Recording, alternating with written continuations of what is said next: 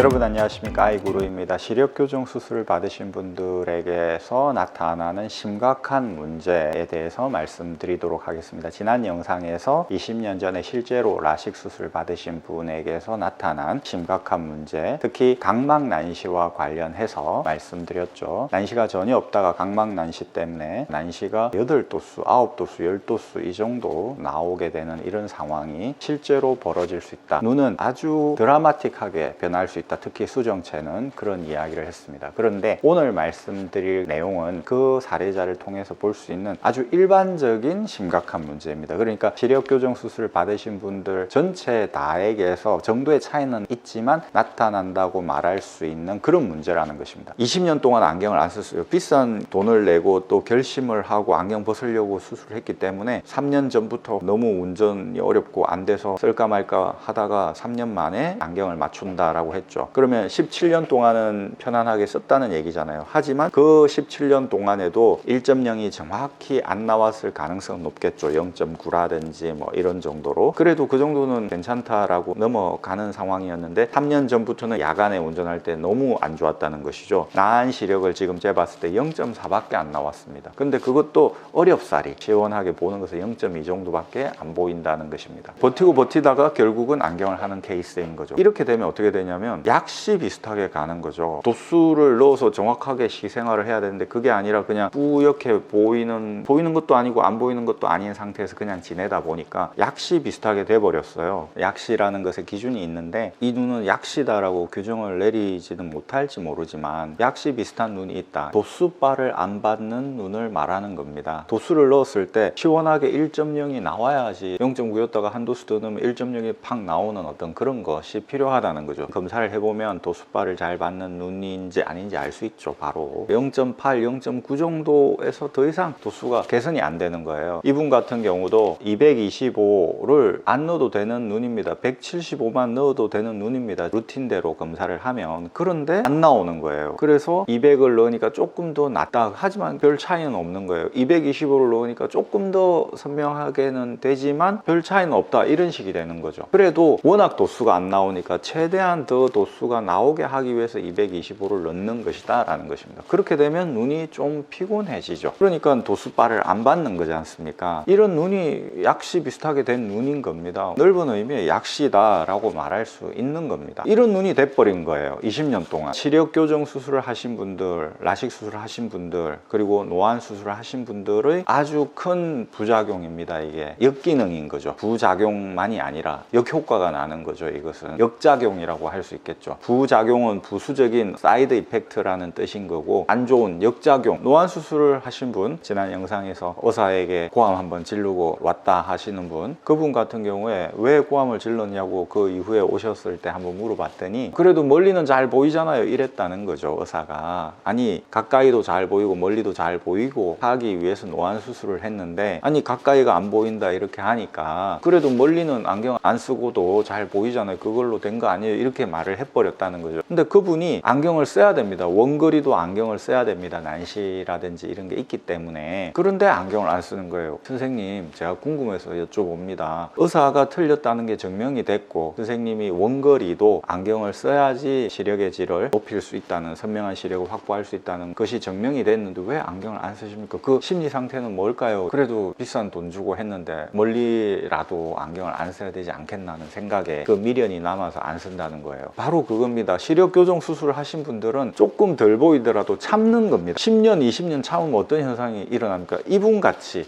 이런 현상이 일어나요. 약시가 돼버려요. 엄청나게 안 좋은 그런 상황이 벌어진다는 겁니다. 이분은 여기는 8단계 난시, 여기는 2단계 넣어야 되는 이런 상황이라 난시로 인한 부등상시가 일어나기 때문에 도저히 쓸 수가 없어서 난시를 4단계만 넣었죠. 난시를 8단계를 넣어야 되는데 4단계만 넣어야 되는 이런 거 참 받아들이기가 어렵죠, 검안사 입장에서는. 그런데 한편 생각해보면 8단계를 넣어야 되는 난시이고 또 근시는 9단계를 넣어야 되는 그런 눈인데도 안 쓰고, 안경 자체를 안 쓰고 그냥 버텨버렸던 겁니다. 20년 동안. 물론 그전에는 이렇게까지 도수를 안 넣어도 되겠죠. 점차적으로 나빠졌겠죠. 8단계에서 4단계 정도 줄이는 게 큰 상관이 있겠느냐라는 생각을 했던 것이죠. 진작 안경을 써야 되는 사람인 거죠. 시력 교정 수술을 하신 분들의 역작용, 그것은 안경을 써야 되는데 버티는 겁니다. 그러면서 약시처럼 변해버려요. 그래서 시력 검사를 해도 잘 안 나옵니다. 시원하게 시력 검사가 되질 않아요. 나는 두꺼운 거가 싫고 좀 얇게 렌즈가 되면 안경 써도 괜찮다 해서 수술한 즉시 시력 검사를 해서 안경을 쓰면 상관이 없는데 누가 그렇게 합니까? 그래도 안경 벗고 좀 보이니까 편안해. 그걸로 해서 삶의 질이 높아진다라고 생각을 하죠. 그래서 그렇게 5년, 10년 안경 안 쓰고 버티는 겁니다. 그러다가 이제 종합적인 삶의 질이 떨어진다. 야간에 운전도 안 되고 이렇게 판단이 될 때 안경을 쓴단 말입니다. 그런데 그때는 이분처럼 이미 늦다는 얘기죠. 시력 교정 수술의 역기능, 역효과에 대해서 말씀드렸습니다. 여러분 감사합니다. 아이구루였습니다. 또 찾아뵙겠습니다. 구독해 주신 여러분 대단히 감사합니다.